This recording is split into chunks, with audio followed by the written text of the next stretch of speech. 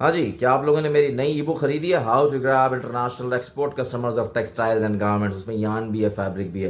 देखो, मुझे बहुत से लोग कहते हैं सर हमें एक्सपोर्ट की पार्टियां दें, एक्सपोर्ट के कस्टमर दें। भाई, हम अब एक्सपोर्ट के कस्टमर पार्टियां किसी को नहीं देते यार। वो पकड़ कोई पाता नहीं है, सच्ची बात है। अगर मैं किसी को पार्टी दे भी देता हूँ ना एक्सपोर्ट की, तो वो पकड़ नहीं पाता, काम नहीं कर पाता। उसके लिए हमने एक ई बुक बनाई है, उसमें बहुत सारी वीडियोज हैं। उसमें हम बताया है कि कैसे एक्सपोर्ट की पार्टियों को पकड़ना है, उनसे काम करना, अपना माल बेचना है। ठीक है जी।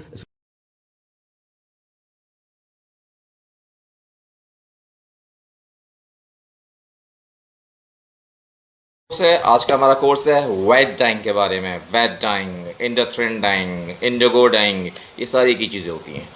तो वेट डाइंग तो आप लोगों ने सुनी होगी। और एक्चुअली वेट डाइंग नहीं है, वेट डाइंग का कोर्स हम करेंगे जब हम अभी थर्मोसोल का कोर्स करेंगे। अभी हमने दो मशीनों का कोर्स किया है ना, जेट का किया और जिगर का किया है। अभी विंच आएगा, विंच के बाद जब थर्मोसोल आएगा तब मैं आपको वेट डाइंग बताऊंगा। अभी मैं आपको वेट डाइज बता रहा हूँ, वेट डाइंग नहीं बता रहा, वेट डाइज बता रहा हूँ। लेकिन वेट डाइज वेट डाइंग से कनेक्टेड होगा, ठीक है ना।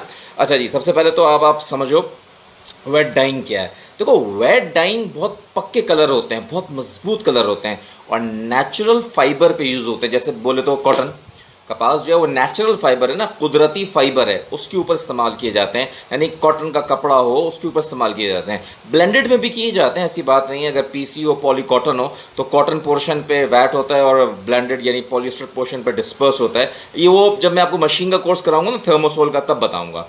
अभी जो मैं आपको बताना चाह रहा हूँ वो वेट डाइस के बारे में बताना चाह रहा हूँ। वेट डाइस क्या होती हैं? वेट डाइस बड़ी मजबूत डाइस होती हैं। बोले तो हमारे ज़माने में ये कहते थे उसको जितना रगड़ो रगड़ो, धो धो धो, कपड़ा फट जाएगा लेकिन कलर नहीं निकलेगा। हाँ, किसी हद तक ये बात सही है। आर्मी वाली या मिलिट्री की जो वर्दी होती है ना, ये सब वेट डाइस से होती है, क्योंकि उन्होंने मतलब सारा रगड़ा और रगड़ होती है, मट्टी और, ठीक है ना। हॉस्पिटल में जो बेडशीट्स बिछती हैं, हॉस्पिटल में जो तौलिए होते हैं वो वेट डाइड होते हैं, वेट डाइज होती हैं। होटल्स में जो तौलिए और जो बेडशीट्स होती हैं, जो नैपकिन्स होते हैं, सब वेट डाइड होते हैं। क्यों होते हैं, पहले रीज़न सुन लो। इसकी रीज़न ये होती है कि भाई देखो, मैंने आज अपना मुंह पोंछा नैपकिन से, या मैं बेडशीट पर लेटा, या मैंने तौलिया इस्तेमाल किया, तो उसमें मेरे जरासीम, मेरे बैक्टीरियाज, मेरे वायरस वगैरह लग जाएंगे। तो तकरीबन मेरे अगर गलत नहीं हूँ तो एक हाई टेम्परेचर पे गालिबन 70 डिग्री सेंटीग्रेड पे जाके वायरस बैक्टीरिया सब मर जाते हैं गालिबन। तो इसको वो उबलते हुए पानी में धोते हैं, यानी तकरीबन 100 डिग्री टेम्परेचर या 90 डिग्री टेम्परेचर में। अगर 100 डिग्री टेम्परेचर और 90 डिग्री टेम्परेचर में अगर पिगमेंट डाइड, याद है मैंने पिगमेंट डाइड का कोर्स कराया था, रिएक्टिव डाइड का कोर्स कराया था। अगर ये पिगमेंट डाइड या रिएक्टिव डाइड अगर उसमें डाल के धोए जाएंगे तो इसकी गर्माइश की वजह से उनका कलर पानी में डिजोल्व होकर बाहर निकल आएगा। जैसे कहते हैं कलर ब्लीडिंग, नहीं कहते कलर निकल गया, कलर निकलने वाली बात। तो इसलिए होटल, हॉस्पिटल वगैरह के चूंकि इतने हाई टेम्परेचर में धोते हैं उनको, तकरीबन उबलते हुए पानी में, क्योंकि उसके जरासीम मारने होते हैं उसके अंदर, इसलिए ऐसी डाइज यूज करते हैं, इतनी मजबूत डाइज यूज करते हैं कि जब इसको उबलते हुए पानी में डालो तो अंदर का जो कलर है वो बाहर ना निकले, वो डिजोल्व ना हो पानी में, कलर ब्लीड ना हो। ये तो बात समझ आ रही है ना। उसके लिए वेट डाइज यूज करते हैं। अच्छा, वेट पहले तो समझो कि हम एक कलर सब्सटेंस निकालते हैं। बोले तो मैं आसान करके बताता हूँ, वैसे ऐसा 100% नहीं होता, मगर मैं एक बात बता रहा हूँ। प्लांट है, एक प्लांट है, वो रंगीन प्लांट है, ठीक है ना। उसके अंदर से मैंने एक कलर निकाला। ज़्यादातर ये जो प्लांट में आपको नज़र आ रहा है ना, इससे इंडिगो डाइंग होती है। ब्लू जीन्स नहीं, जीन्स जीन्स में जो डाइंग होती है, इंडिगो डाइंग, वो इस प्लांट से जो सब्सटेंस निकालते हैं, कलर सब्सटेंस, सब्सटेंस बोले तो मटेरियल, जो कलर मटेरियल निकालते हैं, वो उससे डाई जो करते हैं वो ज़्यादातर जीन्स वगैरह करते हैं। लेकिन ज़रूरी नहीं है ये कलर हो, और भी ग्रीन, ब्लू, बहुत से कलर हो सकते हैं। कलर कैसे बनता है उसका मेरा कोर्स है RGB, red, green, blue dyeing में जाओ तो पता चल जाएगा, कलर मिक्स करके कलर बनाए जाते हैं। बहरहाल वापस आ जाओ, अब गौर से सुनना मेरी बात जो मैं कहना चाह रहा हूँ। जब कलर सब्सटेंस पौधे में से निकाला जाता है, नेचुरल निकाला जाता है, या सिंथेटिक भी निकाल सकते हो, मसनूई भी निकाल सकते हो, कलर सब्सटेंस आएगा तो कलर एक गाढ़ा सब्सटेंस होता है जो इनसॉल्यूबल होता है। इनसॉल्यूबल बोले तो जो पानी के अंदर महलूल नहीं होगा, या डिजोल्व नहीं होगा, घुसेगा नहीं, ठीक है ना। इसे इनसॉल्यूबल कहते हैं। अब अगर इनसॉल्यूबल है, अच्छा, इसको कहते हैं पिगमेंट। वैसे नॉर्मली इसका नाम है पिगमेंट। ये जो सब्सटेंस कलर का हम इसमें से निकालते हैं वो एक ऐसी हालत में होता है, फॉर्म में होता है, जो इनसॉल्यूबल होती, जो जज्ब नहीं हो सकती, जो डिजोल्व नहीं हो सकती, वो ऐसी हालत में होता है। उसको हम कलर सब्सटेंस को पिगमेंट कहते हैं, ठीक है। इसीलिए पिगमेंट डाइंग में अगर आपने मेरा कोर्स जब आप करोगे तो आपको पता चलेगा कि हम सिर्फ कोटिंग करते हैं फैब्रिक पे, डिसॉल्व तो हो ही नहीं सकता वो, तो कोटिंग होती है। लेकिन 2 मिनट के लिए सोचो, मैं इसी पिगमेंट की केमिस्ट्री चेंज कर दूं, इसी पिगमेंट की केमिस्ट्री चेंज कर दूं, इनसॉल्युबल से उसको सॉल्युबल बना दूं। उसका एक प्रोसेस होता है, इसे कहते हैं वेटिंग प्रोसेस। वेटिंग प्रोसेस, इसी से वेट निकला है, वेट इसी से निकला है। वेटिंग प्रोसेस के जरिए हम इसको इनसॉल्युबल से सॉल्युबल बना लेते हैं, इसकी केमिस्ट्री चेंज कर लेते हैं। देखो मैं अभी तो मैं इसके बारे में कुछ नहीं बता रहा, जब हम थर्मोसोल का पूरा कोर्स करेंगे ना वो थोड़ा डिटेल्ड होगा। जब लाइव बता रहा हूँ मैं आपको कि मशीन पे कैसे होता है, तब बताऊंगा कि वेटिंग प्रोसेस क्या होता है। अभी सिर्फ आप ये समझ लो कि इनसॉल्युबल से ना जज्ब होने वाली डाइज से जज्ब होने वाली डाइज बनाते हैं, यानी इनसॉल्युबल से सॉल्युबल बनाते हैं एक वेटिंग प्रोसेस के थ्रू। अब ये सॉल्युबल हो गई, जज्ब होने वाली बन गई, अब इसको घुसेड़ देते हैं, यानी इसको डाल देते हैं फैब्रिक के अंदर। फैब्रिक में उसको डाई करते हैं, जैसे नॉर्मल डाई होता है, जीन्स में डाई होता है, रोप फॉर्म में भी डाई होता है। ये जो रोप डाइंग होती है ना जीन्स वगैरह की, इंडिगो डाइंग जो होती है, इसमें डाइंग करते हैं।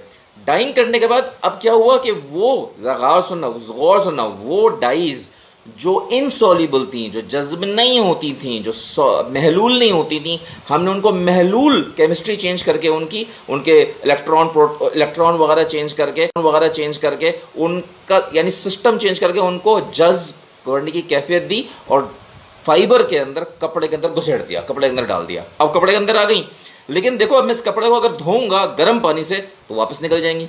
कॉमन सेंस की बात है ना भाई, वो इनसॉल्युबल थी तो ना जज्ब होती थी, तो उनको मैंने जज्ब होने वाली बना दी केमिस्ट्री चेंज करके, और अब मैंने उसको कपड़े में डाल दिया। चलो जी कपड़े में आ गई, ये दो आ गई कपड़े में, लेकिन जब इसको धोऊंगा तो वो वापस निकल जाएंगी। वो तो चूंकि वो जज्ब हो रही है ना, तो भाई कपड़े में जाते हुए जज्ब हो गई, तो कपड़े में गर्म पानी से धोऊंगा तो बाहर भी निकल आएंगी।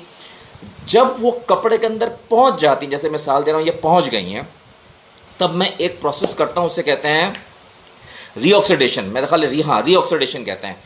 रीऑक्सीडेशन प्रोसेस है वो, या उसमें कुछ इलेक्ट्रॉन की छेड़ते बढ़ते केमिस्ट्री होती है। रीऑक्सीडेशन में क्या होता है कि मैं उसको, जब अब ये डाइज अंदर है, याद रखना कपड़े के अंदर है, अब मैं इनको वापस इनसॉल्युबल कर देता हूँ, वापस इनको ऐसा कर देता हूँ कि ये जज्ब नहीं होंगी, तो इसका मतलब है डिसॉल्व नहीं होंगी, वापस इनकी फॉर्म चेंज कर देता हूँ मैं। लेकिन ये डाइज फैब्रिक के अंदर मौजूद हैं और इनकी मैं हैयत या इनका सिस्टम चेंज कर देता हूँ, वापस इनको इनसॉल्युबल कर देता हूँ। उस प्रोसेस को गालिबन रीऑक्सीडेशन कहते हैं। जब वो वापस हो गई तो ऑटोमेटिकली वो अंदर लॉक हो गई। अब जब तुम उनको धोगे जरा गौर सुना गर्म पानी से, तो उनके अंदर जो डिसॉल्व करने की एबिलिटी वो तो खत्म हो गई ना। पहले डिसॉल्व करने की एबिलिटी नहीं थी, पर डिसॉल्व करने की एबिलिटी हो गई और कपड़े में डाल दिया, और वापस मैंने उसमें से डिसॉल्व होने की एबिलिटी निकाल दी और इनसॉल्युबल कर दिया। अब वो कपड़े से बाहर नहीं निकल सकती, कपड़े के अंदर लॉक हो गई, कपड़े के अंदर फंस गई। अब धो उसको 100 डिग्री उबलते हैं पानी में, वो तो इनसॉल्युबल हो गई, जज्ब ही नहीं हो सकती, तो पानी में भी जज्ब नहीं होंगी, वो बाहर भी नहीं निकलेंगी, वो पक्की हो जाएंगी। इसीलिए आर्मी वालों की वर्दियाँ, हॉस्पिटल के पर्दे, हॉस्पिटल के नैपकिन्स, और ये सब इसीलिए वेट डाइट होते हैं जो बड़े मजबूत होते हैं। ये तो कॉन्सेप्ट है वेट डाइंग का। अब मैं जब थर्मोसोल का आपको कोर्स कराऊंगा ना, थर्मोसोल मशीन का, उसमें वो सब पैड बैच, पैड स्टीम, और उसके अंदर मैं आपको लाइव बताऊंगा एक्चुअली कैसे होता है और सब वेट प्रोसेस वगैरह कैसे होता है, ठीक है। तो वो वेट डाइंग एक छोटा सा कोर्स है। अच्छा भाई, मेरी कंसल्टेशन भी हो रही है जो अमेजोन के लिए मैंने खासतौर पर स्टार्ट कर दी है। मेरा DHA कराची में ऑफिस है, वो लोग आए, वरना जूम पे ले लें। और मेरी नॉर्मल कंसल्टेशन है फॉर फाइंडिंग एक्सपोर्ट कस्टमर्स, वो भी लें। ई बुक भी खरीदो और ज़रा कमेंट भी अच्छे कर दिया करो, ठीक है ना, लाइक वाइक भी कर दिया करो, क्या ख्याल है। तो गाइज ये मेरा यूट्यूब का चैनल है, देखो यार ये यूट्यूब का चैनल है, इसको ना, इसके लिंक को अपने फेसबुक, लिंक्डइन, हर जगह पेस्ट करो और इसको आगे फैलाओ, सब्सक्राइबर्स बढ़ाओ। इसके एक अच्छी चीज़ है जो पूरी दुनिया के लिए है, सब लोग इससे फ़ायदा उठा सकते हैं, ठीक है गाइज़। आप लोगों को बड़ा मज़ा आता है, बड़ा अच्छा लगता है गाइज़। तो आपने क्या करना है कि भाई मुझे लाइक करना है, सब्सक्राइब करना है। हाँ जी, क्या आप लोगों ने मेरी नई ई बुक खरीदी है, how to grab international export customers of textiles and garments. उसमें यान भी है, फैब्रिक भी है। देखो मुझे बहुत से लोग कहते हैं सर हमें एक्सपोर्ट की पार्टियां दें, एक्सपोर्ट के कस्टमर दें। भाई हम आप एक्सपोर्ट के कस्टमर पार्टियां किसी को नहीं देते यार, वो पकड़ कोई पाता नहीं है, सच्ची बात है। अगर मैं किसी को पार्टी दे भी देता हूँ ना एक्सपोर्ट की, तो वो पकड़ नहीं पाता, काम नहीं कर पाता। उसके लिए हमने एक ई बुक बनाई है, उसमें बहुत सारी वीडियोस हैं, उसमें हम बताया है कि कैसे एक्सपोर्ट की पार्टियों को पकड़ना है, उनसे काम करना, अपना माल बेचना है। ठीक है जी, इसको खरीदिए।